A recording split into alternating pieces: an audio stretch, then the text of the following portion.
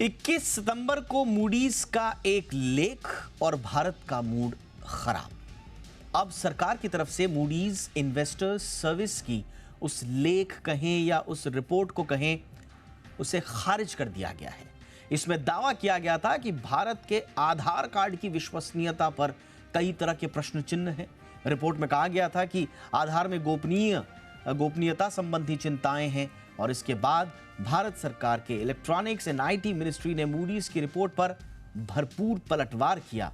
Moody's की तरफ से ये जो 21 सितंबर को जारी रिपोर्ट थी, उसे आधे अधूरे ज्ञान के साथ जो पेश किया गया था, उस रिपोर्ट को तैयार करने वाली टीम या व्यक्ति या जो भी है, उनकी बुद्धि पर ही भारत ने सवाल उठा दिए।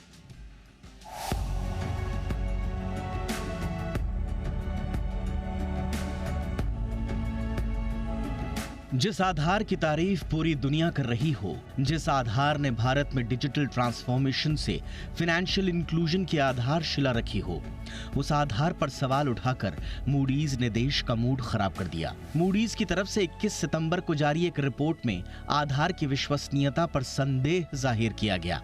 रिपोर्ट में कहा गया कि आधार सिस्टम में खामियां हैं और बायोमेट्रिक विश्वसनीयता से जुड़ी चिंताएं हैं।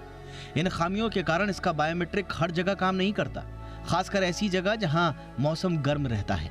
कई बार इसमें सेवा से इनकार यानी सर्विस डिनायल की भी दिक्कतें आती हैं। मूडीज की रिपोर्ट में यह भी कहा गया कि बायोमेट्रिक सिस्टम के कारण भारत में मजदूरों को सेवा से वंचित कर दिया जाता है। इसके लिए मनरेगा का संदर्भ भी दिया गया। इसके अलावा रिपोर्ट में भारत में केंद्र सरकार के नियंत्रण वाली डिजिटल आईडीज के दुरुपयोग होने की आशंका भी जाहिर की गई। मूडीज के इन तमाम आरोपों को खारिज करने में सरकार ने रत्ती भर भी देर न लगाई। केंद्र सरकार की आईटी मिनिस्ट्री की तरफ से जारी बयान में आरोपों को बेबुनियाद बताया गया। सरकार ने दो टूक कहा कि आधार को लेकर जो रिपोर्ट पेश की गई है, उसमें बिना किसी सबूत के आधार पर दावे किए गए हैं। रिपोर्ट में किसी तरह के डेटा या रिसर्च का कोई हवाला नहीं दिया गया है। तथ्यों का पता लगाने का प्रयास भी नहीं किया गया। यहाँ तक कि आधार की संख्या की जानकारी भी गलत दी गई है। मूडीज की रिपोर्ट में अब तक जारी आधार की संख्या 1.2 बिलियन बताई गई, जो गलत है। सरकार ने कहा कि रिपोर्ट लिखने वाले को यह भी नहीं पता कि मनरेगा में श्रमिकों की मजदूरी का पैसा सीधा उनके अकाउंट में आता है। यानी मूडीज की रिपोर्ट में डेटा और रिसर्च के बिना रेफरेंस के ही आधार की विश्वसनीयता पर सवाल उठा दिए गए। सरकार की तरफ से इसीलिए कहा गया कि आज तक आधार डेटाबेस में किसी तरह की खामी नहीं पाई गई है। सरकार ने कहा कि पिछले एक दशक में 1 अरब से ज्यादा भारतीयों ने प्रमाणिकता के लिए 100 अरब से ज्यादा मामलों में आधार कार्ड का इस्तेमाल किया है। यानी लोग आधार पर पूरा भरोसा करते हैं और इसीलिए ये भारत ही नहीं, पूरी दुनिया की सबसे मजबूत और विश्वसनीय डिजिटल आईडी है। ब्यूरो रिपोर्ट, जी मीडिया। और चर्चा के लिए इस वक्त मेरे साथ खास मेहमान जुड़ चुके हैं। हमारे साथ हैं अमित दुबे, जाने माने टेक्नोलॉजी एक्सपर्ट हैं। अमित जी, बहुत बहुत स्वागत है। देखिए, ऐसा नहीं है कि मूडीज ने ये सवाल उठाए हों। सीएजी ने भी 2022 में कुछ खामियों की ओर इशारा किया था। डेटा मैचिंग इशू था, ऑथेंटिकेशन एरर्स थे, कुछ आर्काइव जो डिफिशिएंसीज हैं उनकी तरफ उन्होंने इशारा किया था। लेकिन ये ज्यादा सीएजी ने जो खामियां उजागर की थी, ये एक अच्छे पर्सपेक्टिव में, सकारात्मक अंदाज में थी कि आप इनको दुरुस्त कीजिए। अब इस तरह से एक अंतर्राष्ट्रीय रेटिंग एजेंसी इस तरह से विश्वसनीयता पर अगर प्रश्न उठाती है, तो आपको जो सरकार की तरफ से जवाब दिया गया है अमित जी, क्या वो पर्याप्त लगता है? बिल्कुल दीपक जी, पहले तो आई वाज शॉक। मुझे बड़ा धक्का लगा कि मूडीज जैसी क्रेडिबल एजेंसी इस तरह के एलिगेशन लगा रही है, वो भी बिना किसी एविडेंस के। यदि आप उनकी रिपोर्ट देखें तो जैसा कि सरकार ने कहा है, कई सारे तथ्य उनके गलत हैं और उनकी खुद की इन्वेस्टिगेशन प्रॉपर नहीं है। सिक्योरिटी को लेकर आधार पर हमेशा से सवाल उठते रहे हैं। मैं उसको कई बार काउंटर भी किया। इवॉल्व भी हुआ सिस्टम। मैं नहीं कहता कि आधार डे 1 से सिक्योर था, कई सारे उसमें खामियां थी। हमने कितनी बार शोज किए हैं आपस में और उनको बेहतर करने की दिशा में लगातार चर्चाएं होती रही हैं देश में। बिल्कुल प्रयास होते रहे, तो उसको लेकर मैं हमेशा से थोड़ा सा मुखर रहा हूँ। लेकिन उसका जो इम्पैक्ट है या जो उसकी एफिशिएंसी है, उसको लेकर मैंने कभी कोई उस पर डाउट नहीं किया, क्योंकि जो डेटा कह रहा है, आपको भी पता है कि अभी G20 समिट में जो वर्ल्ड बैंक की रिपोर्ट आई, उसमें आधार की इतनी तारीफ की कि because of Aadhaar and digital initiatives of government, Bharat कहीं आगे निकल गया है, दुनिया से बहुत आगे है। सबसे ज्यादा डिजिटल ट्रांजेक्शन हो रहे हैं, फाइनेंशियल इंक्लूजन बहुत ज्यादा हो गया है, जिन लोगों के खातों में डायरेक्ट पैसे जा रहे हैं, जो राशन कार्ड है हमारे करीब सब 75 करोड़ लोगों के राशन कार्ड लिंक है आधार से, तो उनको सीधे सीधे सब्सिडीज जाती है। तो ये सारा डेटा अपने आप में बहुत कुछ कहता है, और ये यदि उस स्केल पे हम कर पा रहे हैं, दुनिया में इतना बड़ा कोई दूसरा डेटाबेस नहीं। और यदि वो हम कर पा रहे हैं, चाहे फिर वो हमने वैक्सीनेशन प्रोग्राम अपना सक्सेसफुली रन किया हो, या जो उससे पहले जो हेल्थ केयर दूसरी सर्विसेज हम इंटीग्रेट किए, जैसे जो वो आरोग्य जो उनका इंश्योरेंस प्रीमियम वगैरह मिलता है, ये सारी चीजें इसीलिए हो पाई क्योंकि हमारे पास एक स्टेबल आधार सिस्टम है जिसको कि लेकर ऑथेंटिकेशन किया जा सकता है। हर साल 1375 करोड़ से ज्यादा के करीब ऑथेंटिकेशन हो ही रहे हैं उसमें लगातार।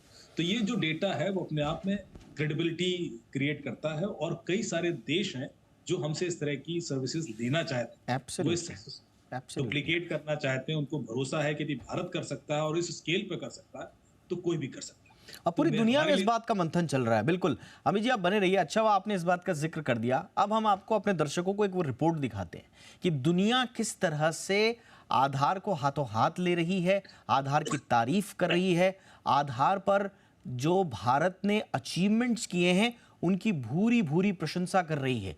जरा ये दिखाते हैं पूरी दुनिया का भारतीय आधार पर भरोसा और विश्वसनीयता किस कदर बढ़ी है।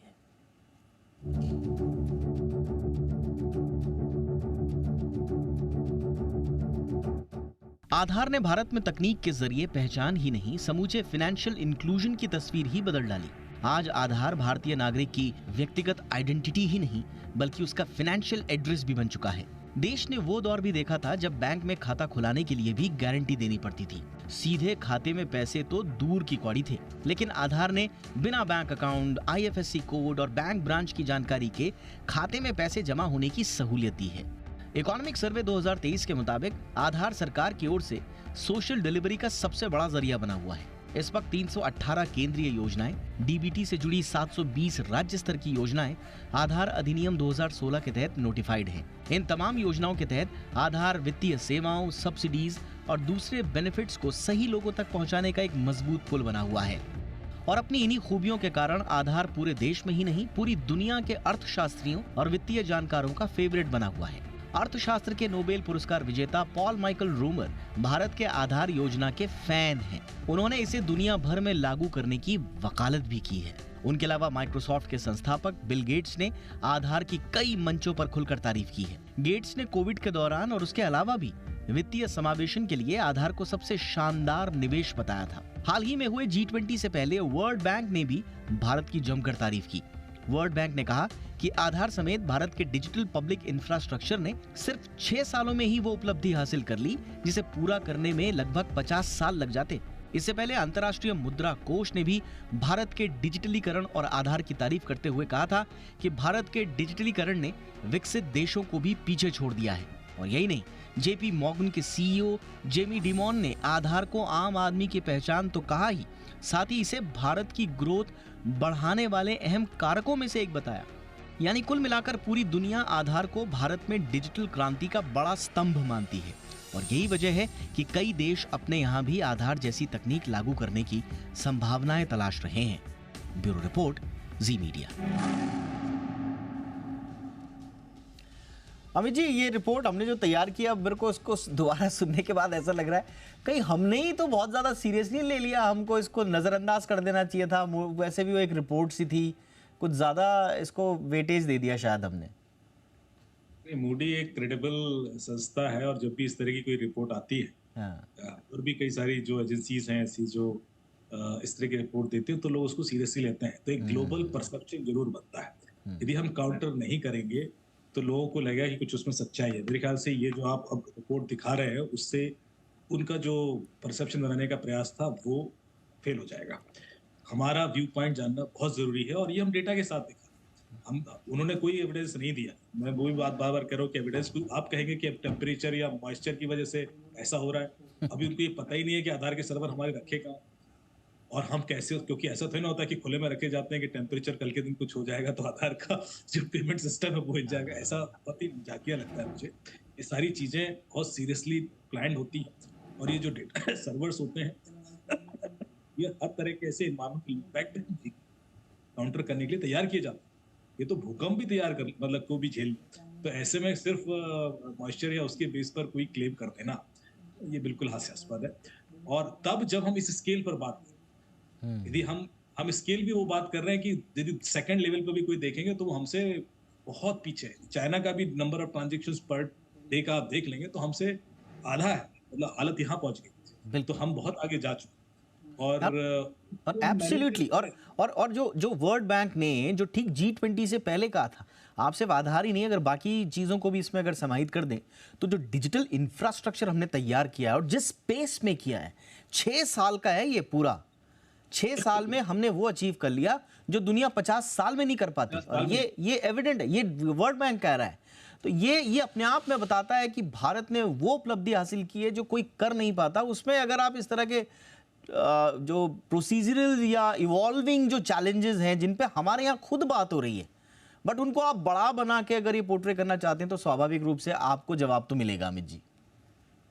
नहीं, और मेरे ख्याल से ये चीज अब कोई छुपी नहीं है। इंडिया स्टैक जो डेवलप किया गया था, आधार ने सिर्फ फाइनेंशियल इंक्लूजन नहीं किया, काफी सारी सर्विसेज में इंटीग्रेट हो गया। आज की डेट में आप देखेंगे तो चाहे वो डिजिटल आपका डिजी लॉकर है, या आप एयरपोर्ट पर जाते हैं तो वहां पर भी आधार बेस्ड ऑथेंटिकेशन सिस्टम है, कई जगह स्ट्रीमलाइन हो गया। तो हर चीज के लिए आधार सर्वर पे एक हिट जाता है। तो आप ये कहें कि सिर्फ डिजिटल ट्रांजेक्शन हम इतने बिलियंस ऑफ डिजिटल ट्रांजेक्शन कर पा रहे हैं और वो लोड मैनेज कर रहे हैं, वो तो एक छोटी सी चीज है। उसके अलावा भी आधार सर्वर से हर दिन मल्टी मिलियन हिट्स जाते हैं फॉर वेरियस ऑथेंटिकेशंस, जो वो एफिशिएंटली करता है। कभी कभी आपने देखा कि एयरपोर्ट पर किसी व्यक्ति को आधार ऑथेंटिकेशन करते समय डिले हो गया हो या उसको दिक्कत हुई, रादर ये ज्यादा प्रमोट किया जाए, या कहीं पर भी यूपीआई में कोई फेल हो गया।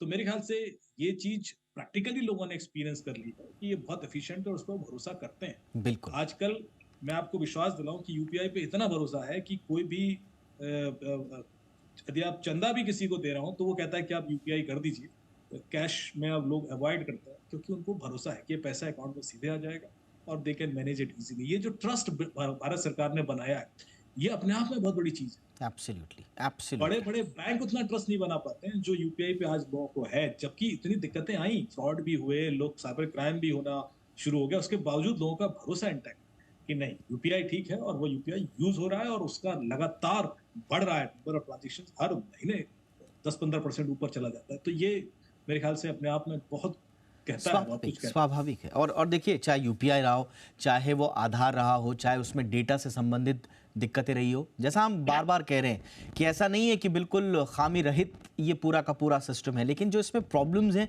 वो इवॉल्विंग प्रॉब्लम्स हैं, वो सरप्राइज की तरह सबको आ रही हैं। और सबसे अच्छी बात ये है कि उतनी तेजी से उनका निराकरण भी हो रहा है। हम तो बार बार कह रहे हैं कि सीएजी की रिपोर्ट 2022 की जो आई थी, उसमें बहुत कैटेगोरिकली उसमें प्रॉब्लम्स बताई गई हैं। डेटा मैचिंग के इशू हैं, अच्छे से मैच नहीं हो पाते, ऑथेंटिकेशन एरर्स आ जाते हैं बार बार। आर्काइव तो एक बहुत बड़ा इशू है, इस पर तो देखिए यूआईडीएआई को काम करना ही पड़ेगा, क्योंकि आपके पास कोई डेटा आर्काइविंग पॉलिसी नहीं है। इतना वाइटल स्टोरेज मैनेजमेंट चाहिए इसके लिए, वो भी बेस्ट प्रैक्टिस का, तो वो तो करना ही पड़ेगा। उस पर काम हो भी रहा है, लेकिन कुछ चीज़ें थी जिसमें कार्ड होल्डर का डेटा अभी भी अनमैच्ड है, एक दशक हो गए। पर इसका मतलब ये नहीं है कि आप क्रेडिबिलिटी पर, पूरे सिस्टम के क्रेडिबिलिटी पर आप संदेह जाहिर करें, और इसी का जवाब दिया है इंडिया ने। और देखिए, उस रिपोर्ट में बाद में ये कहा गया है कि शायद ही कोई इस टेक्नोलॉजी को अपनाने की कोशिश करे, तो यानी कि आपका इंटेंशन भी समझ में आ रहा है exactly. पूरी दुनिया में, तो वो बड़ा इंपॉर्टेंट है। तो खैर, इसको की कोशिश हो रही है। एब्सोल्युटली। और मैं कहूं कि 73 करोड़ लोगों ने पिछले साल आधार अपडेट भी कराया। हाँ, तो ऐसा नहीं है कि लोग एक बार छोड़ दिया क्योंकि उनका एड्रेस चेंज हो रहा है तो उसको यूज कर रहे हैं, तभी अपडेट कराता है व्यक्ति, क्योंकि या तो उसका पता बदल रहा है या कोई नंबर बदल रहा है तो वो अपना अपडेशन कराता है। बिल्कुल। तो और उसको देखिए, और वैसे भी आधार तो एक मजबूत लेकिन छोटा पिलर है। ये पूरा का पूरा जो हमारा डिजिटल इंफ्रास्ट्रक्चर है, उसमें सारी चीजें समाहित हैं। उसमें कोविन भी है, उसमें यूपीआई भी है, उसमें आधार भी है, उसमें सारा है।